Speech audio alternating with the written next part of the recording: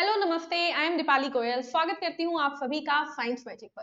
तो स्टूडेंट्स, आज की क्लास में हम लोग पढ़ने वाले हैं क्विज के बारे में। यानी कि जैसा कि मैंने आप सबको बोला था कि हरियाणा पुलिस के एग्जाम से पहले कई सारी क्विज मैं आप लोगों के लिए लेके आऊंगी। तो उसमें से एक क्विज है जो आज हम करने वाले हैं, साइंस की क्विज, जिसमें आपको केमिस्ट्री भी मिलेगी, फिजिक्स भी मिलेगी और बायो भी मिलेगी। यानी जीव विज्ञान, भौतिक विज्ञान और रसायन विज्ञान सब मिलेगा आपको इस क्विज में। तो चलिए देरी ना करते हुए शुरू करते हैं पहले क्वेश्चन से। फर्स्ट क्वेश्चन क्या है आपके पास? Which of the following protect us from disease? निम्न में से कौन हमें बीमारियों से बचाता है? अच्छा, उससे पहले एक बात जान लो कि ये जितने भी हम क्वेश्चंस करने वाले हैं क्विज में, वो सारे क्वेश्चंस आपके लिए बहुत जरूरी है। और आप लोग क्या करिए, साथ के साथ मार्क करना शुरू करिए कि कौन से क्वेश्चन आपको आते हैं, कौन से नहीं आते, या फिर जितने क्वेश्चन हमने किए उसमें से कितने आपके सही थे और कितने नहीं। ठीक है, तो साथ साथ में लिखना शुरू करो। चलिए, तो पहला क्वेश्चन क्या है? कौन हमें बीमारियों से बचाता है? तो क्या आएगा आंसर इसका? आंसर आएगा सी, विटामिन। हमारी बॉडी में विटामिन जो होते हैं वो हमें बीमारियों से बचाते हैं। विटामिन ए की कमी से क्या हो जाती है? रतौंधी, नाइट ब्लाइंडनेस। और उसी तरीके से अलग अलग विटामिन की कमी से अलग अलग बीमारियां होती है। प्रोटीन क्या करता है? प्रोटीन हमारी बॉडी में मसल्स बनाता है, यानी हमारी पेशियों को बनाता है। वसा क्या करता है? वसा जाकर एडिपोज टिश्यू में स्टोर हो जाता है, एडिपोज ऊतक में स्टोर हो जाता है। और कार्बोहाइड्रेट हमें एनर्जी देती है, ऊर्जा देता है। पाचन के बाद ग्लूकोज में कन्वर्ट होकर हमें ऊर्जा देता है कौन? कार्बोहाइड्रेट। ठीक है, चलिए अगले क्वेश्चन पे चलते हैं। The element of 17th group are known as. हमारी आवर्त सारणी जो है, मॉडर्न पीरियोडिक टेबल, उसके अंदर 17वें ग्रुप के अंदर जो तत्व हम रखते हैं उनको क्या बोला जाता है? तो आंसर क्या आएगा? ए, हेलोजन। 17वें तत्व 17वें आवृत में, 17वें समूह में, 17th ग्रुप में हम क्या रखते हैं? हेलोजन रखते हैं। और हेलोजन का मतलब क्या होता है? तो हमने पढ़ा था, हेलो मतलब नमक और जन मतलब जेनरेट, यानी वो सब्सटेंसेस, वो तत्व जो कि हमें नमक वाली जगहों से मिले। और हेलोजन जितने भी होते हैं, फ्लोरीन, क्लोरीन, ब्रोमीन और आयोडीन, ये चारों ही हमें कहां से मिलते हैं? समुद्रों से मिलते हैं। तो नमक वाली जगह से मिले तो हेलोजन, यानी नमक की जगह से उत्पादित हुए हैं। इनर्ट गैस क्या होती है? तो इनर्ट गैस होती है जो कि अक्रिय होती है, जिन्हें नोबल भी बोला जाता है। ठीक है, जैसे संत महात्मा होते हैं ना, संत महात्मा क्या करते हैं? अपनी जैसे हर लोग मोह माया को छोड़ के चले जाते हैं, बस वैसे ही ये भी अकेली रहना चाहती है। उसके बाद आते हैं अल्कली मेटल। तो अल्कली मेटल कहाँ आते हैं? पहले ग्रुप के अंदर। इनर्ट 18वें में, अल्कली पहले में, और अल्कली अर्थ मेटल आते हैं दूसरे के अंदर। तो आंसर क्या आया? हेलोजन। क्लियर है? आई होप आप लोगों के आंसर सही जा रहे होंगे। तीसरा क्वेश्चन आता है, the element of F block element are known as. F block के तत्वों को क्या कहा जाता है? तो मैंने आपको करवाया था कि आवर्त सारणी को हमने 4 ब्लॉकों में बांटा, एस, पी, डी और एफ।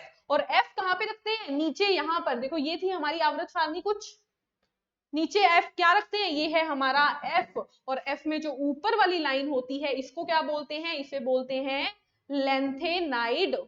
और नीचे वाली लाइन को एक्टिनाइड, क्योंकि नीचे वाली लाइन शुरू होती है एक्टिनियम से और ऊपर वाली होती है लेंथेनम से। तो आंसर क्या आ गया? बोथ। एफ में कौन से आ गए? लेंथेनाइड भी आ गए, एक्टिनाइड भी आ गए। क्लियर? चलिए आगे बढ़ते हैं अगले क्वेश्चन के ऊपर। Which of the following element is not alkali earth metal? यानी निम्न में से कौन पृथ्वी क्षारीय धातु नहीं है? अब अल्कली अर्थ मेटल से आपको याद आएगा अपना सेकंड ग्रुप, कौन सा? दूसरा समूह। और दूसरे समूह की ट्रिक याद है? बेटा मांगे कार, स्कूटर, बाप राजी। तो बेटा कहां पे है? बेटा मतलब बेरिलियम, तो बेरिलियम तो नहीं होगा आंसर। मांगे यानी मैग्नीशियम, मैग्नीशियम भी नहीं होगा। कार यानी कैल्शियम, कैल्शियम भी नहीं होगा। तो बचा क्या?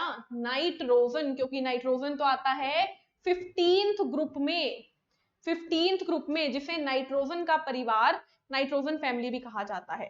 ठीक है, तो आंसर क्या आएगा? सी। उसके बाद आता है अगला question, group number 15 in periodic table is also known as. तो हमने अभी क्या बताया? नाइट्रोजन किसका तत्व था? ग्रुप 15 का, और ग्रुप 15 को क्या कहा जाता है? ग्रुप 15 को निकोजन कहा जाता है। निकोजन का मतलब वो तत्व जिनकी होने पर हमारा दम घुटे, ठीक है, तो दम घोटने वाले, जैसे कि नाइट्रोजन है, अगर हम ज्यादा नाइट्रोजन में खड़े हो जाते हैं तो हमारा दम घुटने लगता है, ठीक है, तो वो जितने भी तत्व हैं जिनकी वजह से दम घुट सकता है वो होते हैं निकोजन। चालकोजन क्या होते हैं? ओर फॉर्मिंग, यानी वह तत्व जो कि अयस्कों की फॉर्म में रहते हैं धातुओं के साथ। ये कौन होते हैं? ये होते हैं 16th ग्रुप वाले। 16वें ग्रुप को क्या बोलते हैं? चालकोजन। हेलोजन हम पढ़ चुके हैं 17th ग्रुप, ठीक है, और इनर्ट भी हम पढ़ चुके हैं 18th ग्रुप, ठीक है। चलिए अगले क्वेश्चन पे चलते हैं। In which group inert gases are placed? तो मैं बता चुकी हूं इनर्ट गैसेस किसमें आता है? 18वें ग्रुप में आता है, ठीक है। 18वें ग्रुप में कौन आता है? Inert gases. 13th ग्रुप कौन सा है? 13th है बोरोन फैमिली, ठीक है। 16th है ऑक्सीजन फैमिली, उससे टीपो, और 12वां क्या है? 12वें को बोला जाता है क्वाइन एलिमेंट्स, ठीक है, जिसको डी ब्लॉक में रखा जाता है। चलिए आगे बढ़ते हैं। Which of the following is not a metalloid? यानी इनमें से कौन एक उपधातु नहीं है? उपधातु की ट्रिक बताई थी, आंटी तेरी सब्जी पूरी बासी। तो देखो अगर आपको ट्रिक का आंटी तेरी सब्जी पूरी बासी ये ट्रिक बताई थी, इसमें आपको जी दिख रहा है? कहीं पे जी दिख रहा है? तो आपको सब्जी में जी दिख रहा है, जर्मेनियम, ठीक है। आर्सेनिक, तो आपको आंटी दिख रही है आर्सेनिक से। बोरोन, तो बासी में बोरोन दिख रहा है, लेकिन क्या कार्बन का सी कहीं दिख रहा है? नहीं दिख रहा, तो आंसर क्या आएगा? D carbon. आपको मैंने सारे उपधातु बताए हैं। कितने होते हैं उपधातु? 7 उपधातु होते हैं, और ट्रिक मैंने कितनों की दी थी? 8 की दी थी, क्योंकि बोर्ड वाले भी कंफ्यूज हैं, पेपर वाले भी कंफ्यूज हैं, ठीक है। चलो अगले क्वेश्चन पे चलते हैं। Study of liver is known as, यकृत के अध्ययन को क्या कहते हैं? तो यकृत के लिए शब्द कौन सा इस्तेमाल होता है? यकृत के लिए होता है हिपैट शब्द इस्तेमाल। तो देखो कहां पे दिख रहा है? बी हिपैटोलॉजी इसका सही आंसर जाएगा। मोर्फोलॉजी क्या होता है? मोर्फोलॉजी होता है जब हम किसी चीज को खोल के उसकी चेकिंग करें ना, जैसे फूल है, फूल की पत्तियों को अलग करो, फूल के फीमेल पार्ट को अलग करो, मेल पार्ट को अलग करो, और फिर उसको देखो, उसको बोलते हैं मोर्फोलॉजी। आकारिकी बोलते हैं इसको हिंदी में। क्या बोलते हैं? आकारिकी, ठीक है। कार्डियोलॉजी क्या होती है? तो कार्डियो शब्द किसके लिए होता है? हमारे दिल के लिए। तो हार्ट की स्टडी को क्या कहते हैं? कार्डियोलॉजी। और लिब्रालॉजी कुछ भी नहीं होती, तो लिब्रालॉजी गलत हो गया। आंसर क्या आ गया? बी हिपैटोलॉजी। नेक्स्ट क्वेश्चन आता है, what is the full form of ATP? ATP की फुल फॉर्म क्या है? तो जल्दी से बताइए आंसर। आंसर आपको मिल गया ऑप्शन ए में, एडिनोसिन ट्राइफॉस्फेट। क्या होता है एटीपी? तो देखो जब हमारा कार्बोहाइड्रेट जो हम खाते हैं, यानी मीठा हम खाते हैं, वो टूटता है पाचन से, जब हमारी बॉडी पचाती है उसे, तो बनता क्या है? ग्लूकोज। जब इस ग्लूकोज को ऑक्सीजन मिलती है श्वसन की प्रक्रिया के दौरान, रेस्पिरेशन के दौरान जब इसको ऑक्सीजन मिलती है, तो ये बदल जाता है किसमें? एनर्जी में, यानी ऊर्जा में, जिस एनर्जी को हम इस्तेमाल करते हैं।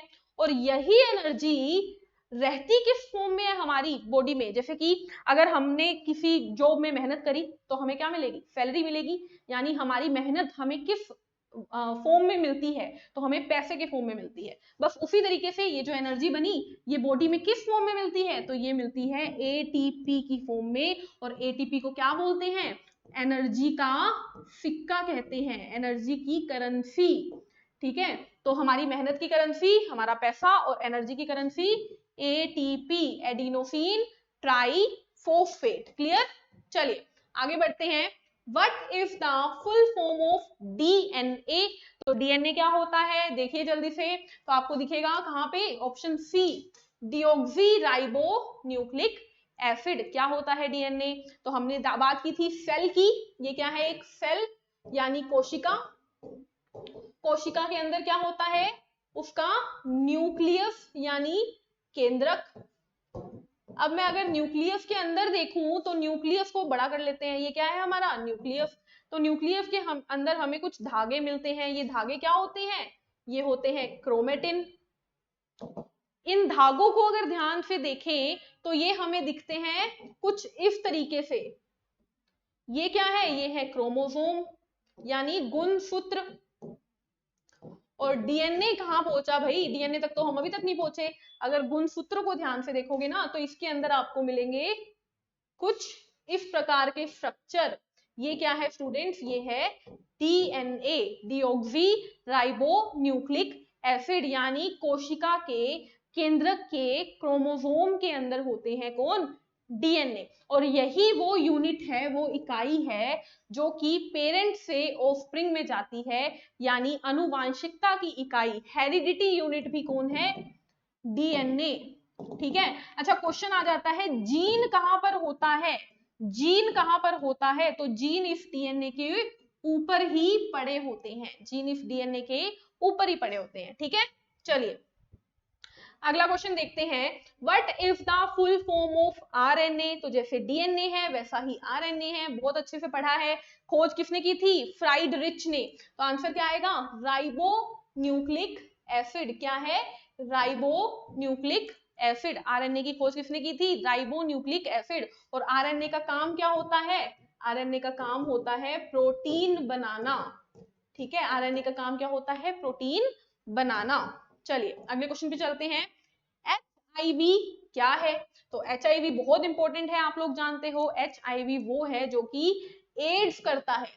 एड्स की बीमारी कौन करता है? एचआईवी विषाणु। फुल फॉर्म क्या है? तो human immuno deficiency virus HIV को बोलते हैं। क्या बोलते हैं? ह्यूमन इम्यूनो डेफिशिएंसी वायरस, यानी कि ह्यूमन मतलब मानव, इम्यूनो मतलब उसकी इम्यूनिटी, रोग प्रतिरोधकता की क्षमता, डेफिशिएंसी कम कर देता है कौन? ये वायरस। चलिए अगले क्वेश्चन पे चलते हैं।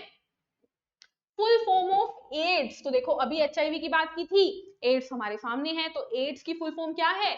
तो ये होता है acquired immuno deficiency syndrome. Acquired मतलब आपको बाहर से मिला, आपकी बॉडी में नहीं था, बाहर से मिला। इम्यूनो यानी आपके इम्यून सिस्टम को डेफिशिएंट, वीक करने वाला सिंड्रोम बीमारी, एक ऐसी बीमारी जो कि आपके रोग प्रतिरोधक क्षमता को खराब कर देगी। ठीक है। अच्छा, एड्स के बारे में कोई और बात बताओ मुझे, कौन करता है एड्स? तो एचआईवी वायरस करता है। एड्स के लिए एक टेस्ट होता है। क्या होता है? टेस्ट चेकअप करने के लिए, उसको क्या बोलते हैं? एलिसा टेस्ट बोलते हैं। और एड्स हमारी बॉडी की किन कोशिकाओं को प्रभावित करता है? तो टी हेल्पर कोशिकाओं को। ठीक है, जो हमारी बॉडी के गार्ड होते हैं। चलिए आगे बढ़ते हैं। Which of the following nitrogen base is not present in DNA? इनमें से कौन सा नाइट्रोजन का क्षार है जो डीएनए में नहीं होता? तो डीएनए के अंदर 4 क्षार होते हैं स्टूडेंट्स। कैसे याद किया था? At Chandigarh, at Chandigarh. तो ए मतलब एडिनिन, टी मतलब थायमीन, सी मतलब साइटोसिन और जी मतलब ग्वेनिन। तो ये 4 बेस हैं। कौन सा नहीं है? यूरेसिल नहीं है। तो यूरेसिल क्या आ जाएगा आंसर? तो यूरेसिल किसमें होता है? अगर मैं आरएनए की बात करूं, किसकी बात करूं? आरएनए की। तो आरएनए के लिए क्या होता है? ए होता है, सी होता है, जी होता है, टी की जगह यू मिलता है। यानी यूरेसिल किसमें होता है? आरएनए में, डीएनए में नहीं होता। क्लियर? चलिए अल्ट्रावायलेट रेडिएशन क्या करती है? यूवी रेडिएशन, सूरज की किरणें कुछ जो बहुत हार्मफुल होती हैं, वो अगर हमारी बॉडी पे गिर जाए तो हमारी त्वचा पे इफेक्ट करती है वो, यानी त्वचा का कैंसर कर देती है। कौन? यूवी किरणें, अल्ट्रावायलेट रेडिएशन, पराबंगनी किरणें कहते हैं इन्हें। ठीक है। Major cause of depletion of ozone layer, यानी कि ये जो हमारी पृथ्वी है, इस पृथ्वी के ऊपर जो एक लेयर मिल रही है हमें यहाँ पे, इस लेयर को बोलते हैं ओजोन लेयर। ये खराब क्यों हो रही है? किसकी वजह से खराब हो रही है? तो ये क्वेश्चन बहुत बार पूछा जाता है स्टूडेंट। आंसर आएगा क्लोरोफ्लोरोकार्बन, जिसको हम CFC भी लिख देते हैं। ठीक है, तो आपको जो ऑप्शन में मिले CFC या क्लोरोफ्लोरोकार्बन, वो ठीक हो जाएगा। अच्छा मुझे ये बताइए कि ओजोन लेयर जो होती है वो हमारे पृथ्वी के कौन से वायुमंडल में मिलती है? तो आप बोलोगे ओजोन लेयर होती है स्ट्रेटोस्फेयर में। किसमें होती है? स्ट्रेटोस्फेयर यानी समताप मंडल में होती है, ठीक है। और ये कौन सी लेयर है? ये होती है दूसरी लेयर, स्ट्रेटोस्फेयर होती है दूसरी। उसके नीचे क्या होती है जिसमें हम सांस लेते हैं? वो है हमारा एटमॉस्फेयर यानी हमारा शोभ मंडल। क्लियर है? चलिए अगले क्वेश्चन पे चलते हैं हम लोग। Cell wall of plant is made up of, यानी पौधों की कोशिका भित्ति किसकी बनती है? तो पौधों की कोशिका भित्ति बनती है सेल्यूलोज की, ठीक है। ठीक है, उसके बाद आपसे पूछा जा सकता है कि बैक्टीरिया की कोशिका भित्ति किसकी बनती है? तो बैक्टीरिया यानी जीवाणु की कोशिका भित्ति बनती है पेप्टिडो ग्लाइकन से। आपसे पूछा जा सकता है कवक की कोशिका भित्ति किसकी बनती है? फंगस की कोशिका भित्ति किसकी बनती है? तो आप बोलोगे काइटिन से बनती है, ठीक है। अगर आपसे पूछा जाए एनिमल्स की कोशिका भित्ति किसकी बनती है? जंतुओं की कोशिका भित्ति किसकी बनती है? तो आप बोलोगे एनिमल्स में कोशिका भित्ति ही नहीं होती, ठीक है। चलिए आगे बढ़ते हैं। अच्छा, ग्लाइकोजन क्या है पूछ लिया जाए तो ग्लाइकोजन हमारा संग्रहित खाना है जो कि लीवर में पहुंचता है, ठीक है। सब पढ़ा हुआ है ना हमने।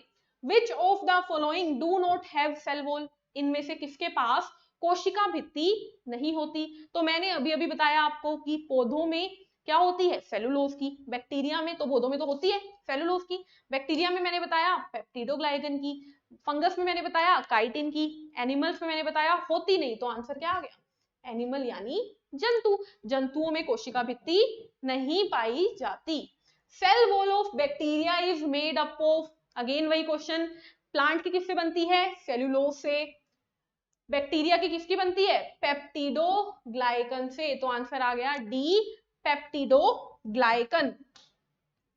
अगले क्वेश्चन पे चलते हैं। मेल्टिंग ऑफ कैंडल इज, मोमबत्ती है पिघलती जा रही है, तो वो कैसी प्रक्रिया होगी? क्या वो एक भौतिक परिवर्तन होगा? क्या वो एक रासायनिक परिवर्तन होगा? केवल एक अभिक्रिया है या केमिकल और फिजिकल दोनों? तो आपको याद रखना है स्टूडेंट्स, जब मेल्टिंग हो रही है ना, मेल्टिंग का मतलब क्या होता है? पिघलना। इसका मतलब है सिर्फ स्टेट चेंज हो रही है, यानी पहले वो सॉलिड था अब वो लिक्विड हो गया। जब स्टेट चेंज होती है, कोई नई चीज नहीं बनी, वैक्स थी पहले भी, बाद में भी वैक्स बनी, कोई नई पदार्थ कोई नया पदार्थ अगर नहीं बने तो आंसर आएगा भौतिक परिवर्तन। अगर कोई नया पदार्थ नहीं बने तो होगा भौतिक परिवर्तन, ठीक है। अभी अगला क्वेश्चन देखो, अगला है बर्निंग ऑफ कैंडल। अब मैंने क्या बोल दिया? कैंडल बर्न होगी है यानी जल रही है। तो अब देखो कैंडल के जलने की वजह से वहां पर मोम पिघलेगा यानी मेल्टिंग भी होगी, और जलने की वजह से वहां पर गैसेस भी निकलेंगी, ठीक है, कार्बन डाइऑक्साइड निकलेंगी, काफी सारी आग निकलेगी। तो अब क्या हो रहा है? कार्बन डाइऑक्साइड बंद मोमबत्ती में तो नहीं निकल रही थी ना, जलने के बाद निकल रही थी, यानी नई चीज बनी है। तो यहाँ पर केमिकल भी होगा और फिजिकल भी होगा। तो आंसर हमारे पास आ जाएगा D, both A and B इसका आंसर आ जाएगा, ठीक है। उसके बाद आता है during the reaction when a new substance is formed, जब भी एक अभिक्रिया के दौरान एक नया पदार्थ बने तो उसे क्या बोलते हैं? तो जब भी नया पदार्थ बने तो वो कहलाता है क्या? केमिकल प्रोसेस यानी रासायनिक परिवर्तन, ठीक है। जैसे कि मैंने क्या किया, कोयला लिया यानी कार्बन लिया और उसके अंदर ऑक्सीजन डाल दी बहुत तेज प्रेशर से, तो बन गई क्या? Carbon dioxide. पहले क्या था? कोयला था और ऑक्सीजन थी, अब क्या है? Carbon dioxide. तो नई चीज बनी, ये क्या है? Chemical reaction. लेकिन मैंने क्या लिया? एक गिलास पानी लिया, ठीक है, और फिर उसको उबाल दिया, उससे बन गए वेपर। अब क्या हो रहा है? कोई नई चीज नहीं बनी, पानी भी H2O होता है और वेपर भी H2O होता है, कोई नई चीज नहीं, यानी ये फिजिकल प्रोसेस है, भौतिक परिवर्तन है, ठीक है। मान लो कि एक मैं हूं, मैं जाके कपड़े बदल आऊं तो क्या हो जाएगा? मैं ही हूं ना, मैं इंसान तो नहीं बदली, कपड़े ही बदले हैं, तो वो फिजिकल चेंज हो गया, ठीक है, अपीयरेंस बदल गई है सिर्फ। लेकिन केमिकल चेंज क्या होगा? इंसान ही बदल जाए, ठीक है। चलिए अगले क्वेश्चन पे चलते हैं। To prevent rusting the layer of which metal is polished over iron, यानी कि जंग लगने से बचाने के लिए लोहे के ऊपर एक पॉलिश कर दी जाती है जिसे बोलते हैं जफ्तीकरण करना। क्या बोलते हैं? जफ्तीकरण करना। क्या बोलते हैं? जफ्तीकरण यानी गैल्वेनाइजेशन। अब जफ्ती आपको दिख गया तो आप आंसर लगा दो जल्दी से। जफ्ती मतलब जफ्ता, और जफ्ता क्या होता है? जफ्ता होता है जिंक, तो आंसर क्या हो गया? D, zinc. यानी जिंक एक ऐसा तत्व है जिसकी पॉलिश कर दी जाती है लोहे पर ताकि उस पे जंग ना लगे। अगला क्वेश्चन आ गया, silver turns black in air due to the reaction of silver with. चांदी अगर घर में पड़ी रहे तो थोड़े दिनों बाद काली पड़ जाती है। क्यों? क्योंकि चांदी क्या करती है? हवा में मौजूद हाइड्रोजन सल्फाइड के साथ रिएक्ट करती है। किसके साथ? हाइड्रोजन सल्फाइड के साथ। ये चांदी है Ag, और पड़ी है क्या? हवा में। हवा में तो बहुत सारी गैसेस होती है, हाइड्रोजन सल्फाइड भी है। चांदी ने बना लिया Ag2S, ये क्या होता है? ये होता है सिल्वर सल्फाइड, और इसका रंग होता है ब्लैक। इसीलिए चांदी क्या पड़ जाती है? काली पड़ जाती है, क्योंकि वो हाइड्रोजन सल्फाइड के साथ रिएक्ट करती है। अगला question, copper turns green in air due to the reaction of copper with. हवा में जब कॉपर पड़ा होता है, ठीक है, कॉपर यानी कॉपर को क्या बोलते हैं? तांबा। जो तांबा होता है वो हरा पड़ जाता है। क्यों? देखो पुराने जमाने के सिक्के निकाल के देखना अगर पड़े हो तो, वो हरे हरे होते हैं, उनके ऊपर एक काई सी जमी होती है, ऐसा लगता है हमें। वो हरे क्यों हो जाते हैं? क्योंकि कॉपर रिएक्ट करता है हवा में मौजूद कार्बन डाइऑक्साइड के साथ। किसके साथ? कार्बन डाइऑक्साइड के साथ, ठीक है, और बना लेता है क्या? Copper carbonate. कॉपर कार्बोनेट जो कि कलर में ग्रीन होता है, हरा होता है, इस वजह से हमें कॉपर हरा नजर आता है। अगला क्वेश्चन देखते हैं, विच of the following is true for oxidation. ऑक्सीकरण के लिए निम्न में से क्या सही है? तो ऑक्सीकरण क्या होता है? ऑक्सीजन का जुड़ना। तो ऑक्सीजन का जुड़ना तो नहीं हो सकता, आंसर इसको काटो।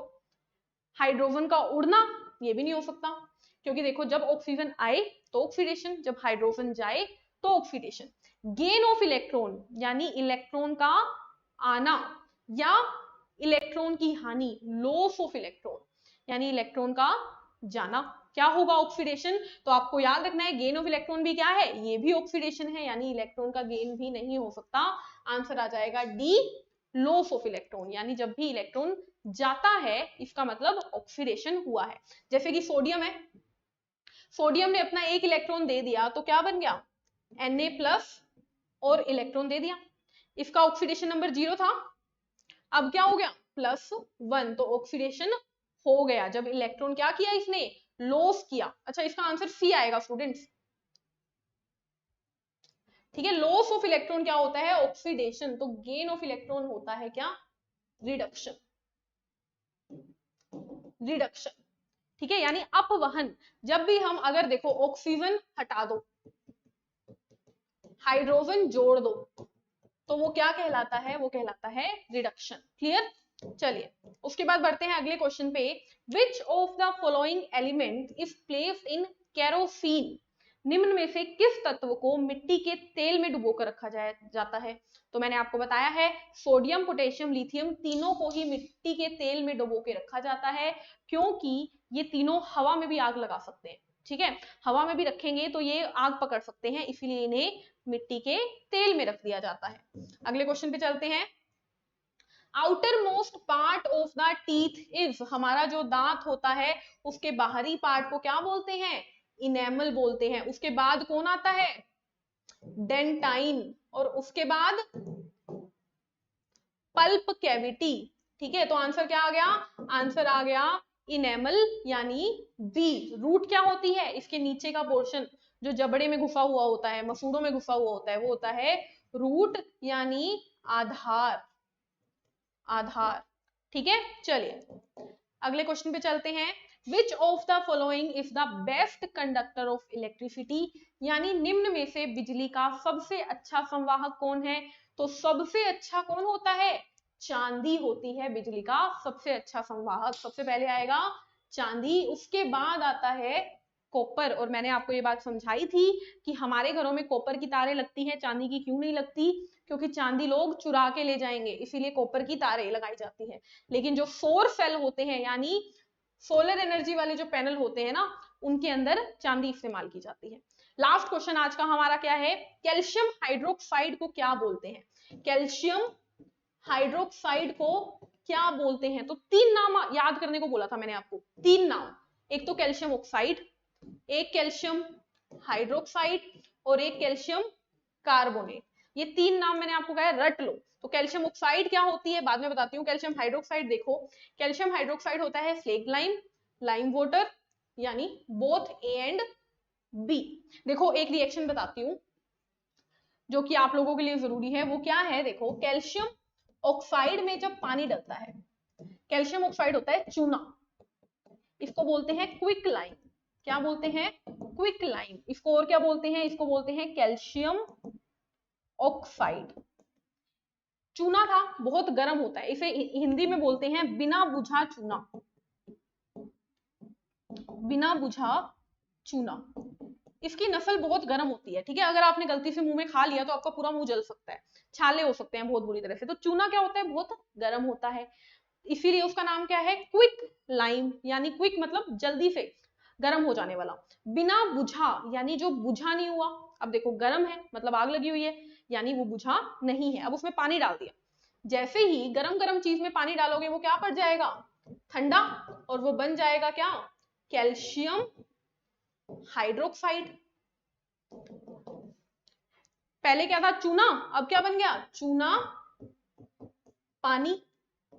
पहले क्या था? लाइम, अब क्या बन गया? Lime water. पहले क्या था? क्विक लाइम, अब क्या बन गया? जला हुआ यानी स्लेक्ड लाइम। पहले क्या था? बिना बुझा चूना, अब बुझ गया तो ये हो गया बुझा चूना, ठीक है। और लास्ट आपको याद रखना है, जब इसके अंदर मैं कार्बन डाइऑक्साइड डाल दूं तो ये बन जाता है पत्थर, सॉलिड सब्सटेंस, जिसे बोलते हैं कैल्शियम कार्बोनेट। और पहले क्या था? देखो लाइम था, लाइम में पानी डाला तो लाइम वाटर हो गया, अब हो जाएगा लाइम स्टोन, यानी अब बन गया है क्या? चूना पत्थर। अब क्या बन गया है? चूना पत्थर, ठीक है। तो इसी के साथ हमारी आज की क्लास हम यहाँ पे खत्म करते हैं। हम लोगों ने क्या पढ़ा? हम लोगों ने क्विज करी और बहुत सारे टॉपिक्स को डिस्कस किया। मिलेंगे नेक्स्ट क्लास में नई क्विज के साथ। तब तक के लिए चैनल को लाइक कीजिए, शेयर कीजिए, सब्सक्राइब कीजिए, और नोट्स के लिए टेलीग्राम चैनल को सब्सक्राइब कीजिए। Take care, thank you, bye bye.